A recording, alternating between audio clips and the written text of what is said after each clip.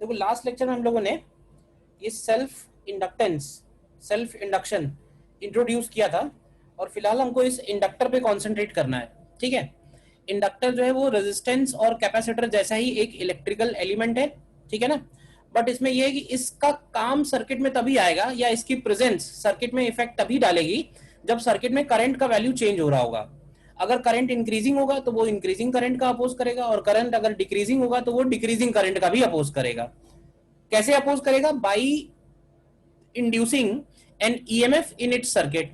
अब ये कितना ईएमएफ इंड्यूस करेगा वो तुम्हें इससे याद रखना है, बस ये एक फॉर्मूला कि अगर हम करंट की डायरेक्शन में इंडक्टर को क्रॉस करते हैं केवीएल लगाते समय, तो वीए माइनस वीबी की value L D I by D T के इक्वल लिखनी है।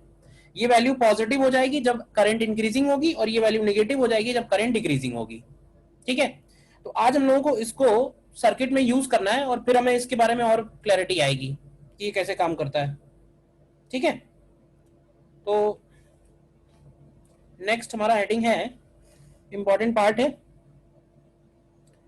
LR circuit. अब जैसे हम लोगों ने आरसी सर्किट देखा था, तुम देखोगे कि ऑलमोस्ट ऑलमोस्ट वैसे ही फॉर्मूले आएंगे, उसी टाइप के क्वेश्चन आएंगे एलआर सर्किट में। बस ये फर्क ये है कि आरसी सर्किट में हम लोगों ने दो टाइप से डिवाइड किया था, जिसमें था एक चार्जिंग ऑफ कैपेसिटर और एक था डिस्चार्जिंग ऑफ कैपेसिटर।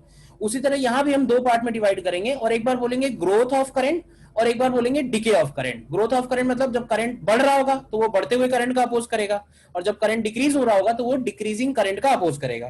तो देखते हैं इसमें कैसे निकालेंगे। तो फर्स्ट वाले पार्ट में लिखते हैं ग्रोथ ऑफ करंट। तो इसको समझने के लिए हम लोग ने क्या करना है, एक तो इसमें रेजिस्टेंस हो गया, एक इंडक्टर हो गया, इसी सर्किट को हम लोग एलआर सर्किट बोल रहे हैं।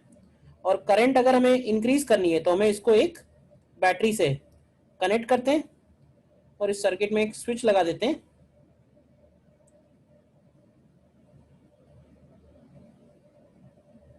ठीक है, बैटरी का ईएमएफ हो गया ई। ठीक है, और इस स्विच को हम लोग क्लोज करेंगे टी इक्वल टू 0 पे। अच्छा, स्विच क्लोज करने के पहले इस सर्किट में करंट 0 है, तो let us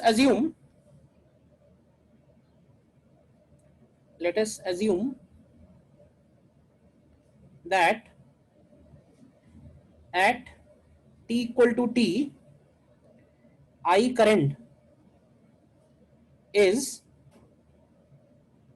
flowing in the circuit. I current is flowing in the circuit. तो मान लेते हैं कि I करंट फ्लो कर रहा है। तो जरा बताओगे इसमें अगर हम केवीएल लगाएंगे इसमें तो क्या मिलेगा? देखो एक बात का ध्यान रखना, केवीएल लगाना जरूर, लेकिन कभी लिखना नहीं कि केवीएल है, क्योंकि है क्या ना, इंडक्टर में किरचॉफ्स वोल्टेज लॉ एप्लीकेबल नहीं होगा। इंडक्टर में क्या हो रहा है, इंडक्टर में फ्लक्स चेंज हो रहा है, तो इसमें अपने आप इंड्यूस्ड ईएमएफ आ रहा है। तो इसका अपना इंड्यूस्ड ईएमएफ अगर हम काउंट करेंगे तो हम उसको मॉडिफाइड केवीएल बोल सकते हैं, बट केवीएल नहीं बोल सकते हैं। ठीक है ना, अप्लाई करने का तरीका वैसे ही है। तो देखो इधर से चलते हैं, तो इधर से बैटरी का पहले पड़ेगा माइनस ई, देखो ध्यान से, रेजिस्टेंस में लिखते हैं हम लोग प्लस आई आर। और जब इंडक्टर में इधर से जाएंगे, तो इंडक्टर में मैंने बताया कि करंट की डायरेक्शन में अगर जाएंगे तो इंड्यूस्ड ईएमएफ कितना बनता है उसमें, तो उसमें आएगा L D I by D T, and this is equal to 0। तो इसको जरा सॉल्व करते हैं करंट निकालने के लिए। तो ये आएगा L D I by D T is equal to E minus I R. तो यहां से आएगा D I upon E minus I R is equal to D T upon L. Integrate करेंगे, टाइम जो है वो 0 से t, और करंट की वैल्यू 0 से I। तो देखो ये क्या मिलेगा, यहां से आएगा -1/r ln of e minus I R upon E and equal to t upon L. तो यहां से I की वैल्यू अगर निकालोगे तो ये आएगा e upon r into bracket 1 minus E to the power minus R T by L. देखो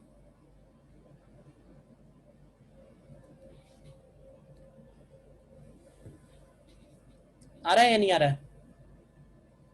और इस करंट का अगर तुम फंक्शन देखोगे तो इस करंट का फंक्शन बिल्कुल वैसे ही है जैसे चार्ज के लिए था, याद है?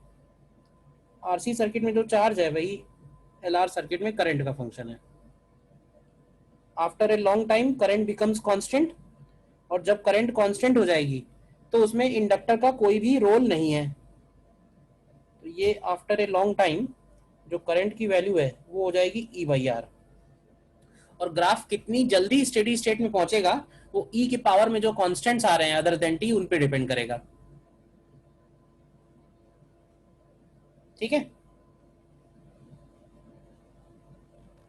नीचे नोट करके लिख सकते हैं पॉइंट नंबर ए में, इसको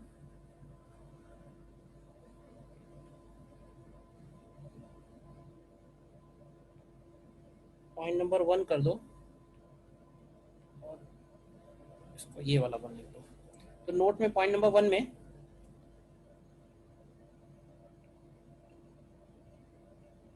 जस्ट आफ्टर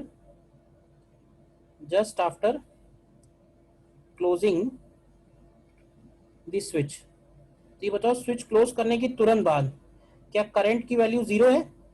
तो करंट की वैल्यू जीरो होने का मतलब है, इसमें हम लोग याद रखेंगे कि inductor behaves as open circuit.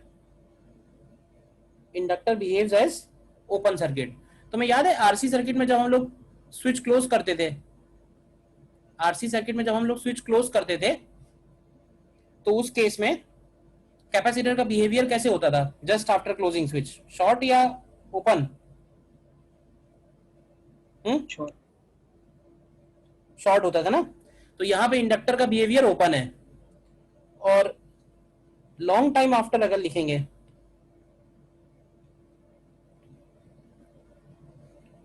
Long time after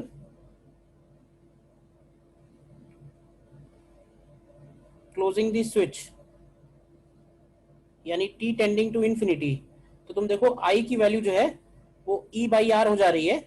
और इसको हम लोग बोल रहे हैं स्टेडी स्टेट करंट। ये बात मैंने कॉइल के केस में भी बोली थी। जब हम किसी भी कॉइल से जब हम उसको बैटरी से कनेक्ट करते हैं तो उसका जो करंट है वो सडनली ई बाई आर नहीं हो रहा है, तो वो करंट जो है वो ग्रेजुअली ई बाई आर हो रहा है। तो वो जो ग्रेजुअल हो रहा है ना वो उसका इंडक्टेंस का जो सेल्फ इंडक्शन प्रोसेस है वो उसको रोक रहा है। ठीक है ना? तो यहां पे ये वैल्यू हो जाएगी, यहां पे लिख सकते हैं कि inductor behaves as short circuit.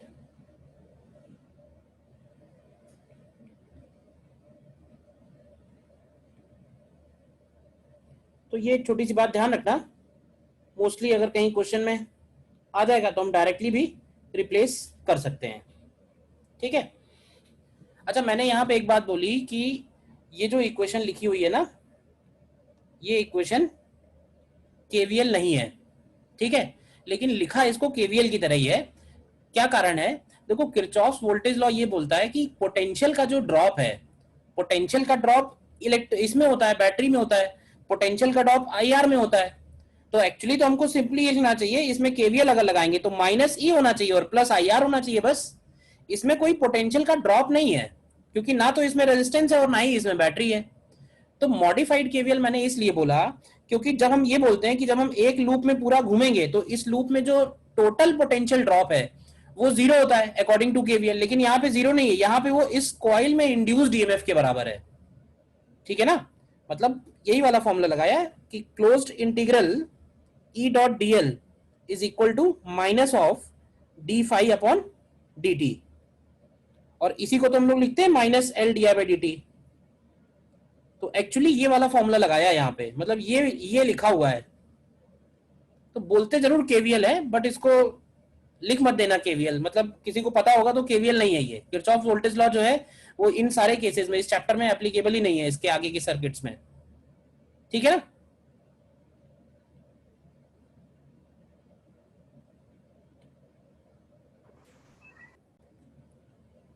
Second point में आई की value E by R 1 minus E to the power T by L upon R लिख सकते हैं। तो यहाँ पे तुम देखोगे तो ये एल बाई आर का जो डायमेंशन है वो टाइम का डायमेंशन आएगा। तो जैसे हमने वहां आरसी सर्किट में आर इंटू सी को टाइम का डायमेंशन बोल के उसको टाइम कांस्टेंट बना दिया था, यहां भी बोल सकते हैं time constant of L R circuit, time constant of L R circuit. तो ये टाइम कांस्टेंट की वैल्यू हो जाएगी एल अपॉन आर, ठीक है ना। अच्छा, टाइम कांस्टेंट इस ग्राफ में क्या इफेक्ट डालेगा याद है? अब तो कर चुके हो इसलिए पूछ रहा हूं। टाइम कांस्टेंट इस ग्राफ पे क्या इफेक्ट डालेगा? किसी सर्किट का टाइम कांस्टेंट कम है, किसी सर्किट का टाइम कांस्टेंट ज्यादा है, तो इस ग्राफ के नेचर में क्या इफेक्ट पड़ेगा ये वाले लाइन पे? बताएगा कोई? हम्म देखो, जिस सर्किट का टाइम कांस्टेंट जितना कम होगा उस सर्किट में स्टेडी स्टेट उतनी जल्दी आएगी, ऐसे समझ लो। तो अगर जैसे ये एक ग्राफ बना हुआ है और एक ग्राफ मैं ऐसे बना दूं, तो ऐसे बोलेंगे कि इस सर्किट का जो टाइम कांस्टेंट है वो इस सर्किट के टाइम कांस्टेंट से कम होगा, क्योंकि जो टाउ1 है वो जल्दी स्टेडी स्टेट में पहुंच गया, भले ही उसकी स्टेडी स्टेट वैल्यू अलग हो, उससे फर्क नहीं है, ठीक है। डिफाइन क्या करेंगे टाइम कांस्टेंट? तो हम डिफाइन ऐसे बोल सकते हैं कि जो 63%, याद है ना, नहीं याद है? 63% ऑफ स्टेडी स्टेट करंट जो अचीव हो रही है उसमें कितना टाइम लग रहा है, तो सेम यही वही पॉइंट यहां पे भी है। थर्ड पॉइंट में अगर मैं चार्ज फ्लोन निकालना है, तो चार्ज फ्लोन इस केस में निकालने के लिए हमको इंटीग्रल आई डी टी करना पड़ेगा, ठीक है ना। इंटीग्रेट ही करना पड़ेगा, कहने का मतलब है। तो आई का मतलब हो जाएगा ई अपॉन आर, इंटीग्रेट कर नहीं रहे, केवल लिख लो e to the power minus R T by L into D T. तो ये चार्ज फ्लोन आ जाएगा। Then work done by battery अगर चाहिए, work done by battery up to some instant, तो डब्ल्यू बैटरी को हम लोग लिख सकते हैं charge delivered by battery into E M F. And अगर हमें हीट लॉस इन रेजिस्टेंस निकालना है, हीट लॉस इन रेजिस्टेंस, तो हीट लॉस इन रेजिस्टेंस की वैल्यू हो जाएगी आई स्क्वायर आर डी टी और इसका इंटीग्रेशन, ठीक। और एनर्जी स्टोर्ड इन इंडक्टर, इसका क्या फॉर्मूला है?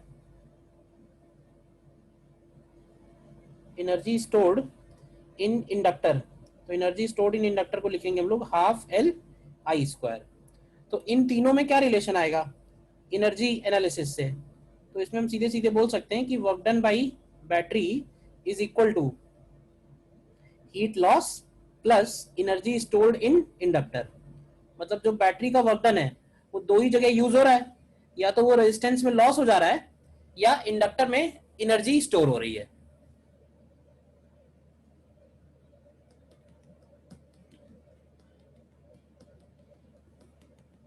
बोलिए, क्लियर है यहां तक?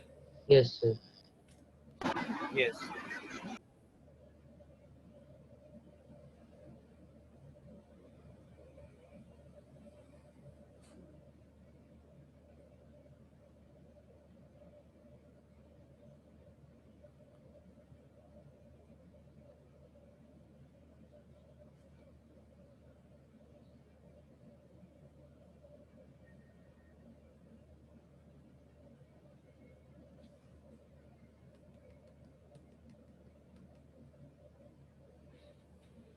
ठीक है, तो ये तो हो गया ग्रोथ ऑफ करंट, ज्यादा कुछ नहीं है।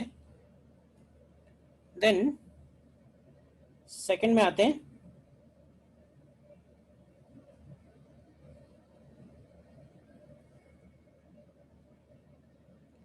DK of current.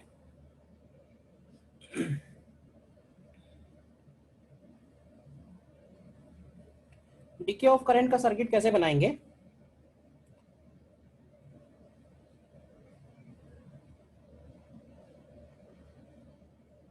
मान लेते हैं कि ये रेजिस्टेंस है, इधर ये एक इंडक्टर है, ठीक है, और इधर एक बैटरी और रेजिस्टेंस इधर भी है।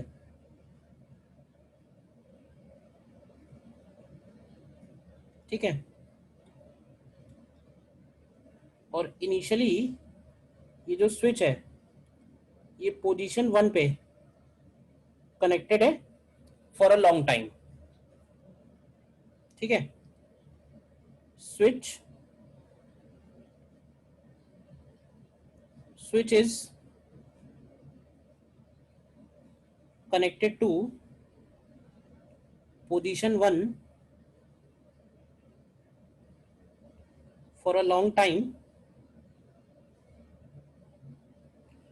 and then it is shifted to position 2 at t equal to 0। t equal to 0 पे हम इसको इधर से इधर शिफ्ट कर रहे हैं। तो अभी बताओ कि अगर हम लॉन्ग टाइम के लिए इसको इधर कनेक्ट करके रख रहे थे तो स्टेडी स्टेट में इसमें से करंट फ्लो कर रहा होगा। तो मान लेते हैं कि उस करंट की वैल्यू आई नॉट है। I naught is the steady state current. I naught is steady state current flowing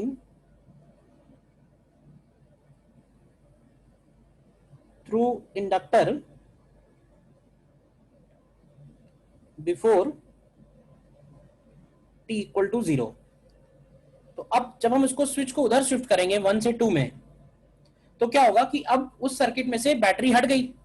तो क्या होगा कि धीरे धीरे वो करंट डिके होगा। तो इसीलिए उसको हम डिके ऑफ करंट बोल रहे हैं। तो मान लेते हैं कि टी टाइम के बाद, टी टाइम के बाद की सिचुएशन बनाते हैं।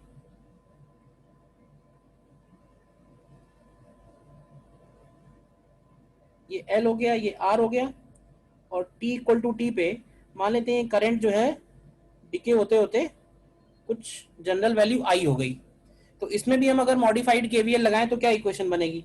तो देखो करंट की डायरेक्शन में चल रहे हैं, करंट की डायरेक्शन में अगर चल रहे हैं तो क्या इक्वेशन बनाओगे? इधर से चलें इंडक्टर से होते हुए, तो इसको लिखेंगे L D I by D T and plus I R equal to 0। तो यहां से L D I is equal to minus I R D T. तो डी आई अपॉन आई कर लेते हैं equal to minus of R by L into D T. Integrate करेंगे, time की limit 0 से टी, करंट की लिमिट आई नॉट से I. तो तुम देखो यहां से तुम्हें आई की वैल्यू मिल जाएगी I equal to I not E to the power minus R T by L. और ये बिल्कुल वैसे ही आएगा जैसे डिस्चार्जिंग ऑफ कैपेसिटर में चार्ज ऑन कैपेसिटर था। एक्सपोनेंशियली चार्ज डिक्रीज हो रहा था तो यहाँ करंट भी एक्सपोनेंशियली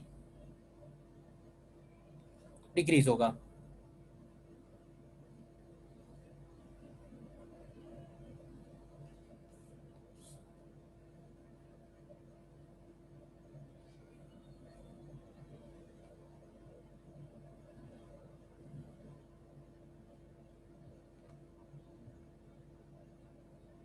ठीक है, ग्राफ बनाना है तो ग्राफ बना लो इसका।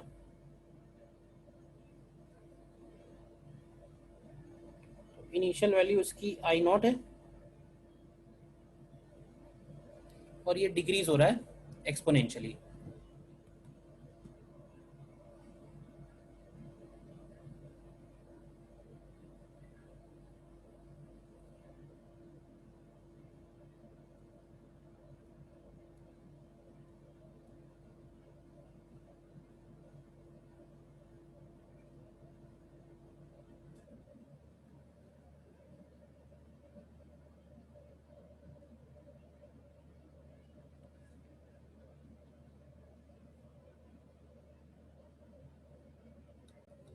इस केस में तो इंडक्टर के अंदर जो भी एनर्जी इनिशियली स्टोर्ड थी वो धीरे धीरे रेजिस्टेंस में लॉस हो जाएगी क्योंकि बैटरी तो है नहीं।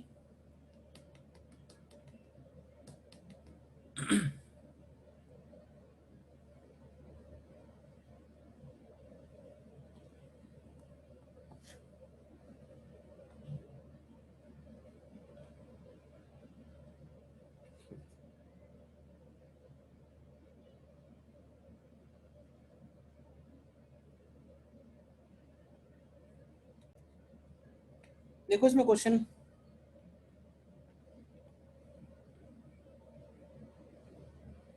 देखो एक सीधा क्वेश्चन है, करो इसको।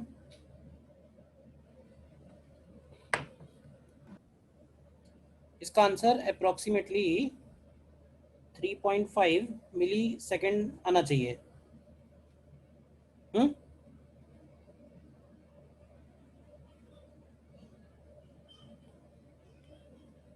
देखो नेक्स्ट देखो,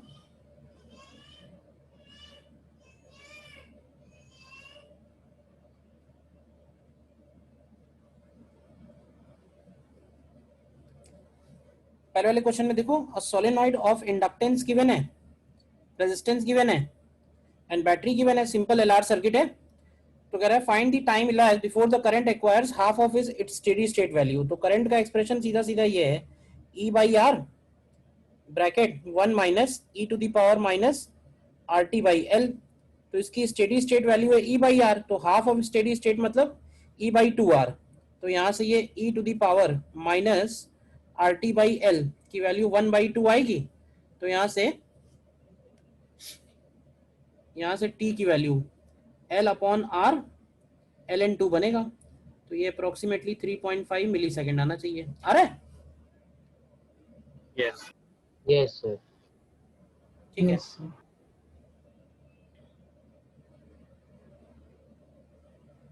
नेक्स्ट देखो।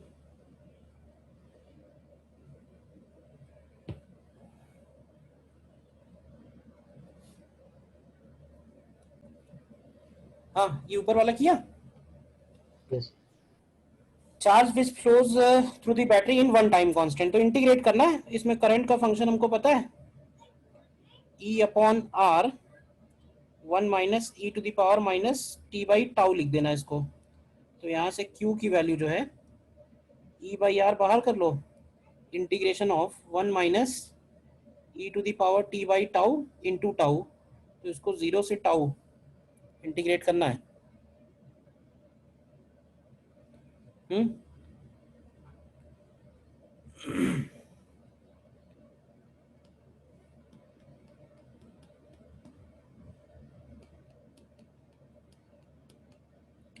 तो ये आंसर जो है निकाला है, ये आना चाहिए ई नॉट नहीं, ई लिखा हुआ है, ये आना चाहिए ई बाई आर और इंटू टाउ अपॉन ई।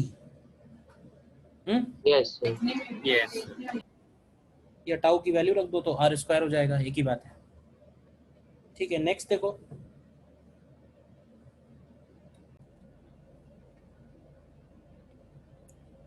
इसमें कह रहा है inductor coil stores 32 joule of magnetic field energy and dissipates. अब नॉर्मली क्या होता है ना, कि नॉर्मली जैसे कोई भी कॉइल होगा, ये इंडक्टर कॉइल होता है, उसमें क्या होता है ना, वायर ढेर सारा यूज होता है कॉइलिंग करने की वजह से। तो भले ही वायर कॉपर का हो, कितना भी अच्छा हो, उसमें रेजिस्टेंस की वैल्यू आ जाती है। तो बाय डिफॉल्ट अगर कॉइल बोल रहा है तो उसमें रेजिस्टेंस भी है और उसमें इंडक्टेंस भी है, एल भी है और आर भी है उसी कॉइल के अंदर, उसी वायर के अंदर। तो कह रहा है कि it stores 32 joule of magnetic field energy and dissipates energy as a heat at a rate 320 watt when a current of 4 ampere is pass through it. तो इसका मतलब ये हुआ कि half L I square this is equal to 32 joule, एक equation, और dissipates energy मतलब I square R is equal to 320 watt. तो ये इक्वेशन 1 और इक्वेशन 2। तो हमें टाइम कांस्टेंट निकालना है, तो यहाँ से टाइम कांस्टेंट की वैल्यू एल अपॉन आर कर देना है, डिवाइड कर दो, क्या जाएगा। कर लिया ना। एक और क्वेश्चन है,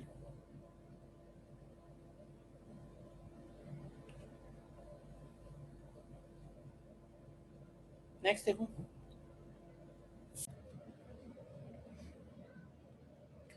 देखो इस केस में inductance L resistance R are connected in series with the battery, maximum rate at which energy is stored in the magnetic field. अच्छा, मैग्नेटिक फील्ड का मतलब ये हुआ कि इंडक्टर में एनर्जी जो स्टोर हो रही है, तो इंडक्टर में कितना स्टोर हो रही है, तो पहले आई लिख लेते हैं। आई की वैल्यू होगी E by R 1 minus E to the power minus R T by L. तो एनर्जी स्टोर्ड इन इंडक्टर को लिखेंगे हाफ एल आई स्क्वायर। तो ये हो जाएगा E square L upon 2r square bracket 1 minus E to the power minus R T by L whole square. तो rate at which energy is stored हो जाएगा D U by D T. तो ये होगा E square L upon 2r square, इसको differentiate करेंगे तो ये बचेगा माइनस आर बाई एल और आएगा और E to the power minus R T by L और आएगा। तो इसमें देखोगे ये बचेगा E square by R E to the power minus R T by L bracket 1 minus E to the power minus R T by L. अब हमें इस फंक्शन को मैक्सिमाइज करना है। किया हुआ क्वेश्चन है, वैसे वहाँ पे भी किया था। तो अगर तुम इसको x ले लो तो ये वैल्यू हो जाएगी 1 माइनस एक्स। तो x इंटू 1 माइनस एक्स का प्रोडक्ट, x और 1 माइनस एक्स का प्रोडक्ट मैक्सिमम कब होगा? When x is equal to 1/2। तो x 1/2 होगा तो t की वैल्यू आएगी l अपॉन आर ln2। कौन से टाइम पे ऐसा मैक्सिमम होगा? तो वो टाइम ये होगा। और du बाई डी टी का मैक्सिमम वैल्यू अगर चाहिए तो x की वैल्यू 1/2 रख दो, तो ये ई स्क्वायर अपॉन 4r आएगा। कैपेसिटर में भी किया था ये क्वेश्चन, आरसी सर्किट में। Yes, sir. Yes, sir. ठीक है ना? अच्छा, वो याद है कि आरसी सर्किट में हम लोगों ने एक जनरल केस भी किया था जिसमें मैंने बोला था कि बैटरी चाहे जितनी हो, रेजिस्टेंस चाहे जितनी हो, बट कैपेसिटर अगर एक ही है तो उस सर्किट में हम लोग डायरेक्टली चार्ज ऑन कैपेसिटर लिख सकते हैं। एक छोटा सा शॉर्ट ट्रिक था जिसमें हमें डिफरेंशियल इक्वेशन नहीं बनानी पड़ेगी। तो सेम वही मेथड यहाँ भी एप्लीकेबल है। तो मैं क्वेश्चन ही दे रहा हूँ डायरेक्ट, ठीक है?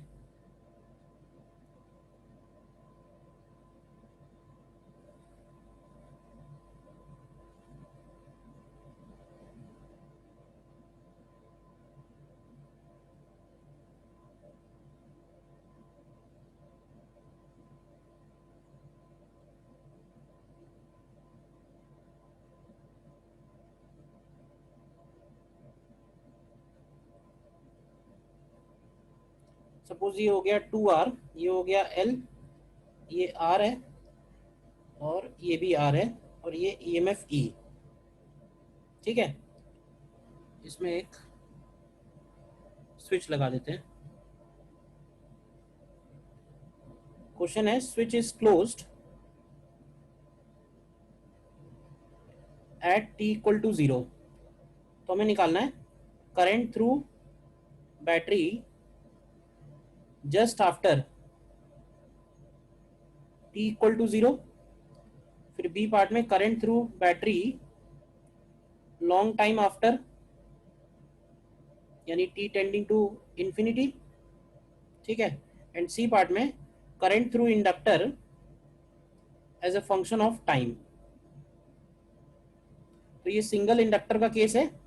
इंडक्टर इसमें सिंगल है, बाकी रेजिस्टेंस और बैटरी कितने भी हो सकते हैं। तो मेथड वही सेम लगेगा, थोड़ा ध्यान से याद करो और करो अप्लाई। देखो इसमें बिल्कुल वैसे ही है। इंडक्टर का बिहेवियर t इक्वल टू 0 के पहले, t इक्वल टू 0 के जस्ट बाद ओपन सर्किट की तरह होगा। तो बैटरी करंट हो जाएगा E बाई 2R। आ रहा है आंसर ए पार्ट का? Yes. ओपन सर्किट की तरह बिहेव करेगा और after a long time inductor will behave as a simple wire. तो R और 2R हो जाएंगे पैरेलल में। तो 2R/3 और R 5R/3, तो 3/5R आएगा बी पार्ट का answer. Yes, sir. Yes, sir. Yes, sir. ठीक है ना? ए पार्ट में t इक्वल टू 0 प्लस में इंडक्टर ओपन सर्किट होगा, ठीक है? तो करंट थ्रू बैटरी बन जाएगी E/2R। बी पार्ट में t टेंडिंग टू इंफिनिटी पे इंडक्टर शॉर्ट होगा, तो करंट थ्रू बैटरी बनेगा E अपॉन 5R/3। तो ये आ जाएगा 3E अपॉन 5R, ठीक है? तो ये जो बैटरी से करंट है वो तो हमें मिल गया, लेकिन हमें इंडक्टर से करंट चाहिए सी पार्ट में। तो देखो बैटरी से करंट अगर 3E/5R है तो ये करंट इधर और इधर डिवाइड होगा t टेंडिंग टू इन्फिनिटी पे। तो 2R में कितना जाएगा, E/5R, और इधर जाएगा 2E/5R। तो हमें I equal to I naught e to the power minus T by tau, नहीं I equal to I naught bracket 1 minus E to the power T by tau equivalent. तो हमको आई नॉट तो मिल गया, I naught यानी inductor से current है t equal to infinity पे, तो वो करंट की वैल्यू है E/5R। और टाउ की वैल्यू क्या होगी, तो टाउ इक्विवेलेंट को लिखेंगे हम लोग L equivalent upon R equivalent. तो L इक्विवेलेंट तो L हो जाएगा, R इक्विवेलेंट कैसे निकालते हैं याद है, वो प्रोसेस मत गड़बड़ करना बस। R इक्विवेलेंट निकाल, वायर मानते हैं। हम लोग बैटरी को रिप्लेस करते हैं वायर से, ठीक है, और रेजिस्टेंस निकालते हैं इंडक्टर के टर्मिनल्स के अक्रॉस। Yes sir. ये हो गया Yes, sir. एक ही हो गया R और एक ही हो गया R। तो इस केस में जो R इक्विवेलेंट आएगा ना वो 2R प्लस R/2 आएगा, यानी ये बनेगा 5R/2। तो हमारा फाइनल आंसर हो जाएगा I equal to E/5R bracket 1 minus E to the power minus 5RT/2L है यही, यस सर। Yes, sir. ठीक है ना। तो आरसी सर्किट एक बार कर चुके हो तो इसके क्वेश्चंस जल्दी जल्दी हो जाएंगे, ज्यादा प्रॉब्लम नहीं आएगी, ठीक है।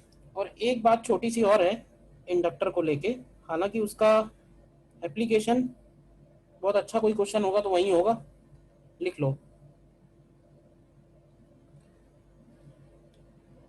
और लिख इसमें ये लिखना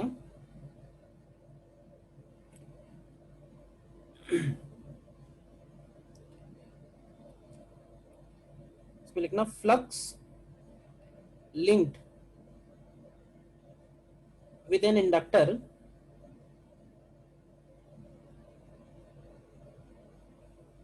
cannot change instantly. Hence, whenever there is a sudden change in a circuit, the inductor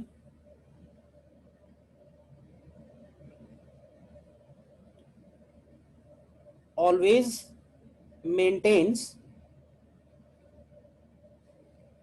same flux just before and just after the change. तो बेसिकली ये क्या है, ये एक तरह से इंडक्टर का बेसिक प्रॉपर्टी इंडक्टर का यही है। इंडक्टर से जब भी हम करंट चेंज करेंगे तो इंडक्टर उस करंट चेंज को अपोज करेगा। तो कहने का मतलब ये सिंपल ये है कि जो भी चेंज होगा वो ग्रेजुअल चेंज होगा, sudden change, sudden jump inductor के अंदर कभी भी नहीं आएगा। तो कभी भी हम इंडक्टर में क्या होगा, जैसे मान लो कि इस केस में हमने स्विच क्लोज किया, तो स्विच क्लोज करने के पहले इंडक्टर से कितना करंट था, तो इंडक्टर से करंट था 0, तो इंडक्टर से फ्लक्स भी 0 था। तो स्विच क्लोज करने के बाद भी करंट इंडक्टर से 0 ही रहेगा।